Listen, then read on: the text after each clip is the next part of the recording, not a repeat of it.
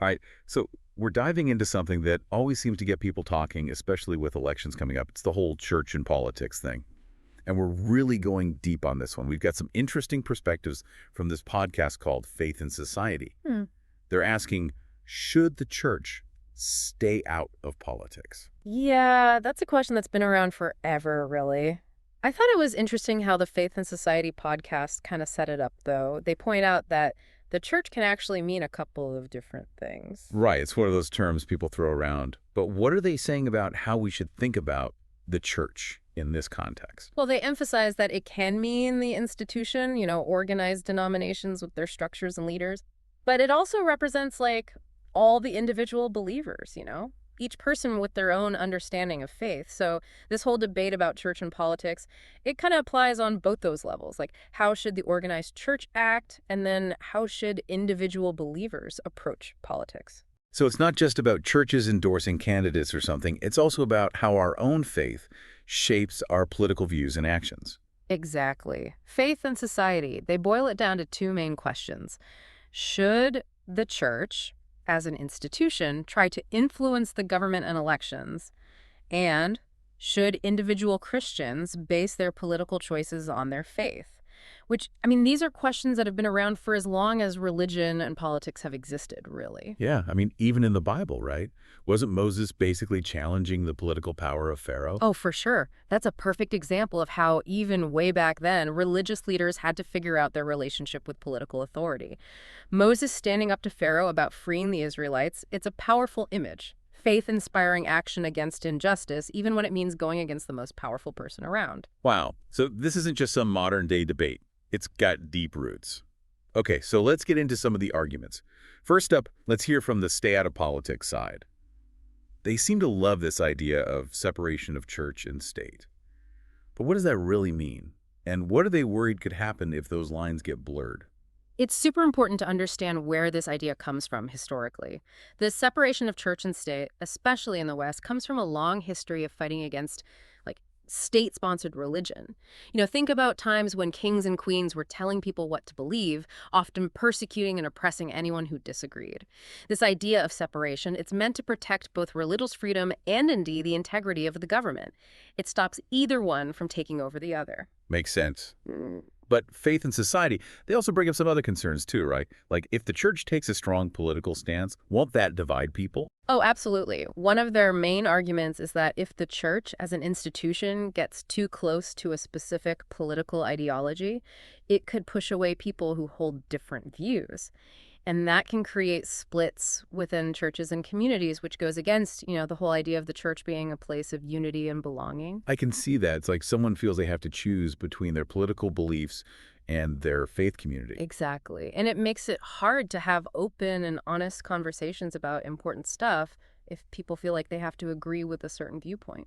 They also talk about the church needing to focus on its spiritual mission. Are they basically saying that getting involved in politics distracts from that? You could say that, yeah. This viewpoint basically argues that the church's main job is to offer spiritual guidance, support, and a sense of community. They say that by getting mixed up in politics, the church risks using its time, energy, and resources on something that isn't its core purpose. Like, why get tangled up in the mess of politics when there are people who need spiritual care? So summing up the stay out of politics side, they're worried about, like, repeating historical mistakes, dividing communities, and losing sight of the church's spiritual goals. Exactly. They'd argue that the church's strength comes from its moral authority and that getting too close to partisan politics could weaken that. It's a strong case for sure, but I gotta say, listening to the speak-up side, they have some really interesting points too. Their main thing seems to be that the church can't just sit back and ignore problems that affect people's lives. They see speaking out as almost a duty of the church, especially when it comes to fighting for justice. You've hit a key difference in perspective there. They don't see political engagement as a distraction from the church's mission. They see it as essential to fulfilling it. They would argue that staying quiet in the face of injustice goes against the church's values and its responsibility to care for the vulnerable. And they gave some powerful examples to back that up. The civil rights movement, for instance. Yeah, exactly. The civil rights movement, particularly in the U.S., is a powerful example of how the church can be a force for social change. Look at leaders like Dr. Martin Luther King Jr., who drew so much from his faith and the support of the Black church to challenge racial segregation and fight for equality. It shows how the church's moral authority and its organization can be used to fight for justice and make a real difference. So they're basically saying that being a moral compass for society is part of what the church is supposed to do, that it can't just ignore what's happening in the world. Exactly. They say that the church, with its focus on morals and ethical teachings, has a responsibility to speak out against injustice and uphold righteousness in society. They'd ask, if the church doesn't speak up, who will? It's a powerful point. And it's not just about the institution itself, is it? Faith in society brought up how, for a lot of people, their faith is woven into their worldview, so it naturally shapes their political views and actions. You got it.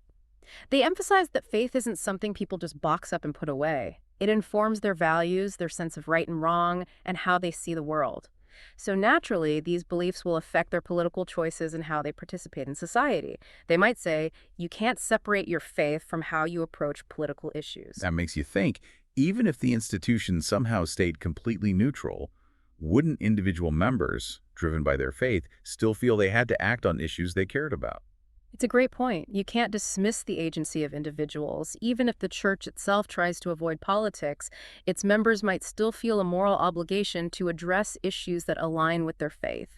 For them, faith isn't passive, it demands action. So we've got these two sides, stay out versus speak up, and they both make some good points. It's tricky. On the one hand, there's the worry that the church could get too caught up in politics, but then is staying silent, just letting injustice happen. So what's the way forward? Did the Faith and Society podcast have any ideas? Actually, yeah, they did. They talked about this idea of principled engagement, and it kind of struck me as a possible way through this whole dilemma. Okay, I'm all ears. What is principled engagement exactly? How would that work in real life? Well, it's like this. You focus on actions based on your values, but you don't necessarily tie yourself to specific political parties or candidates. I see. So less about telling people who to vote for and more about helping them make choices based on their faith, their values. Exactly. It's about encouraging people to be active citizens who use their faith to address important issues. The Faith and Society podcast gave this great example with the fair trade movement, A lot of faith communities were early supporters of things like fair trade coffee and chocolate. They realized they could use their buying power to make global trade a little fairer.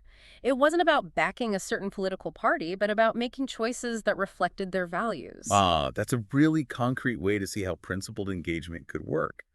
But, you can't always be easy to stay out of those political fights, can it? You're right, it's definitely a challenge. One of the big ones is that even if you're trying hard to stay neutral, you could still be seen as taking sides. Like imagine the church speaks out against a particular policy, and that policy happens to be something one political party really supports.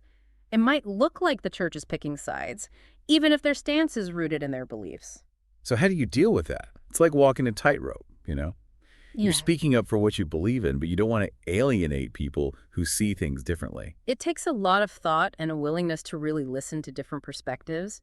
One way is to focus on building bridges and encouraging conversation. Instead of just preaching from the pulpit, maybe create spaces where people can talk openly and respectfully, share their ideas, even if they disagree.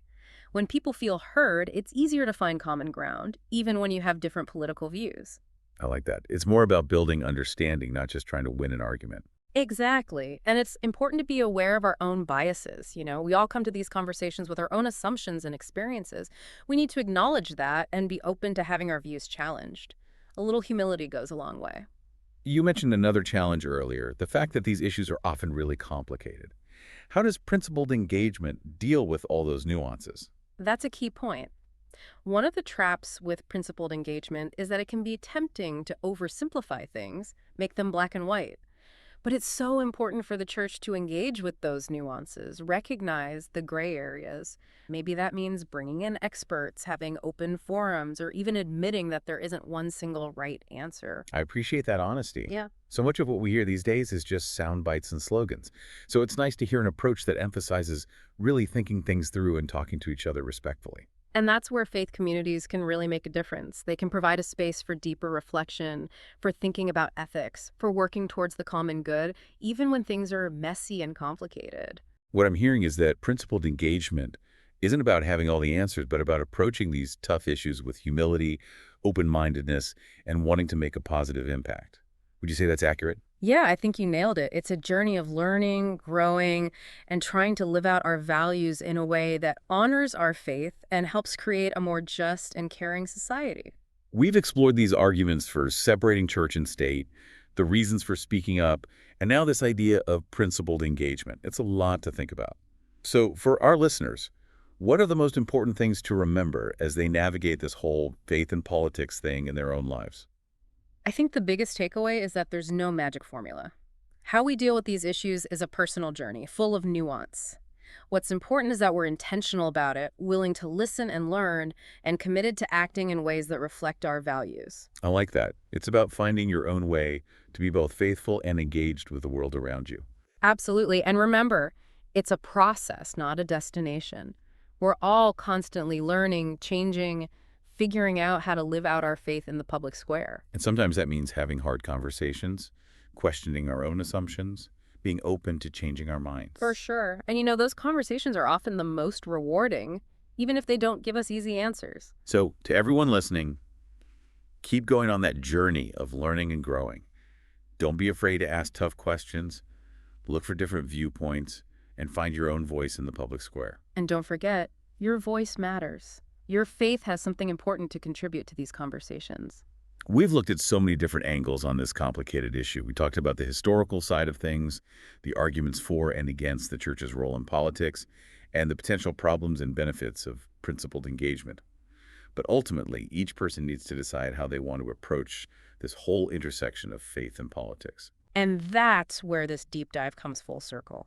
We've given you information, different perspectives, but what happens after you stop listening is what really matters. It's about how you take this knowledge and use it in your own life, how you choose to engage with the world around you. To wrap things up, we want to leave you with one last question to think about. And this one's a bit more personal, might require some soul-searching. If you could go back in time and talk to your younger self about navigating faith and politics, what advice would you give? What wisdom would you share based on what you've learned and what we've discussed today? Spend some time reflecting on that. It could help you understand your own beliefs even better and how you want to live them out in the world. It really makes you think, like it's easy to get lost in the big ideas, but this is about how we actually live our lives, you know? Yeah, definitely. And looking back on our own experiences, what we've learned, I think that can be really powerful, not just for ourselves, but for others too. Listening to faith and society and talking with you, it hit me that this whole church and politics thing, it's actually about something even bigger. Oh, interesting. What are you thinking of? I think it's about the power of what we believe. Mm. Whether it's religion or just a strong worldview, those beliefs, they shape how we see everything, what we value and how we act. And in a democracy, those actions, they really matter. That's deep. It's not just some theoretical debate. It's about the very foundation of how we live together. Exactly. And seeing how powerful belief can be, both the good and the bad, that's crucial if we're going to deal with the complexity of the world. It's understanding that what we believe can inspire amazing acts of love, compassion, justice, but it can also be twisted to justify division, even hatred and oppression. So then how do we make sure those beliefs lead to good things? How do we make sure they help us change the world for the better? I think it starts with being humble, realizing we don't have all the answers, our own views are limited, and we can always keep learning. And being open to listening to people who see things differently, even if it's hard or makes us uncomfortable. Absolutely. Real dialogue needs open hearts, open minds, a willingness to step outside our own little bubbles and truly engage with people who have different perspectives. And we've got to be committed to the truth, even if it's hard to hear, even if it doesn't fit what we already thought. Couldn't agree more. We can't let our beliefs blind us to facts or evidence that challenges what we think. So it sounds like what we need is a kind of faith that's informed, right? A faith rooted in reason, open to dialogue, and truly searching for truth, no matter where that leads. I love that. Faith that's both deeply personal but also actively engaged with the world. Faith that tries to make a real difference without losing sight of its core values. That's what I want my faith to be, something that pushes me to act justly, to love mercy, to walk humbly, like the prophet Micah said. And I think that's a beautiful place to end our conversation. May we all strive to live in a way that brings healing, hope, and justice to this world. Thanks for being with us on this deep dive into church and politics. It's complex, it's always relevant, and we hope it gave you some new things to think about.